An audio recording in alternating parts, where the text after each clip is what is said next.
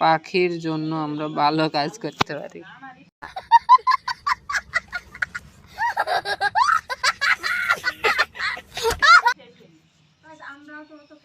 মার তো হবে, এখন খালি মার হবে। আজ কি পরীক্ষা? मतलब वो अलग ही लेवल का बंदा था। আরো কি লেগেছে যে পাখির জন্য আমরা ভালো কাজ করতে পারি, আর স্কুলের ম্যাডাম বলে ওইটাই পড়াশোকে। তরে কইছে। তারপর দেখি, দাঁড়াও। বিহারটি প্রায় ১,৫০০ বছরের পুরনো। শালবন বিহার কুমিল্লার হলো। এটা কি ময়নামতি, কিন্তু লিখেছে জয়নামতি।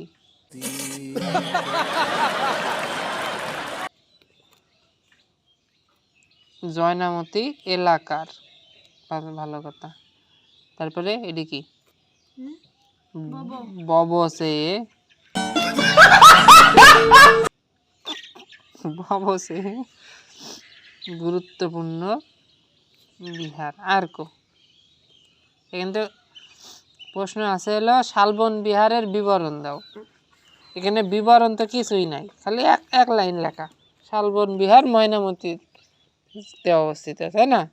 তাহলে এই যে এই জায়গায় যে এত সুন্দর করে লেখা আছে, যে ওই জায়গায় কি কি আছে লেখা থাকে, এরকম করে সুন্দর করে লিখতে দিবা। আমার বাংলা লেখায় পরীক্ষায় এখানে আছে হলো কি আছে, বিহারটির আকার বর্গের মতো এবং প্রতিটি প্রস্থ ৫৫০ ফুট লম্বা। বিহারটিতে ১১৫টি ঘর রয়েছে। এসব তো লিখতে হবে পরীক্ষায়। এটি তুমি পাবা হলো, যদি ৫ নাম্বার থাকবে না ২ নাম্বার থাকবে জানিনি। যদি ২ নাম্বার থাকে তাহলে হাফ পাবা। মজা নেই আ রাহা হ্যায়। ৫ নাম্বার থাকলে ১ পাবা।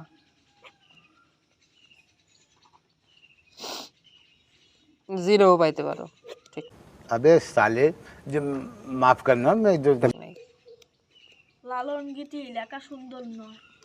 ওখানে আছে জায়গায় আছে সংক্ষিপ্ত প্রশ্ন, তাই না? তো সংক্ষিপ্ত বললে যে এক লাইনে ৬০ দিতে হবে তা তো কোনো কথা না, একটু তো লিখতে হবে। প্রশ্নের যেটি বলছে যে বিবরণ দাও, সে বিবরণে যদি একটু না দাও তাহলে তো নাম্বার পাওয়ার দরকার নাই। ঠিকই করছি।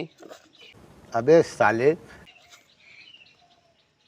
কে রে, তুই কি করছিস? তোর তাও দেখছি, দাঁড়া। আমাদের তো একবার সাইল হবে, সাইল। এর হাতের লেখা হলো গুল্লা ঘোড়ার ঠ্যাঙের মতো, আর তোর হাতের লেখা হলো মুরগির ঠ্যাঙের মতো।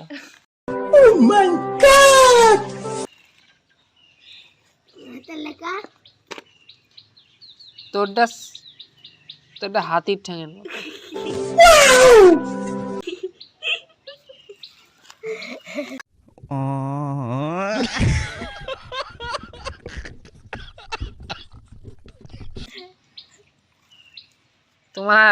তুমি পরীক্ষায় আজকে ফেল, জাফর। কিছু করার নাই, এভাবে যদি প্রশ্ন লেখো পরীক্ষায় তাহলে তুমি নাম্বার পাবা না। আমার খাতাটা দেখতে হবে, খালি একবার মালাই। তো ডায়লগ বার করছি, দাঁড়া আমি। দেখো একবার সব সাইনে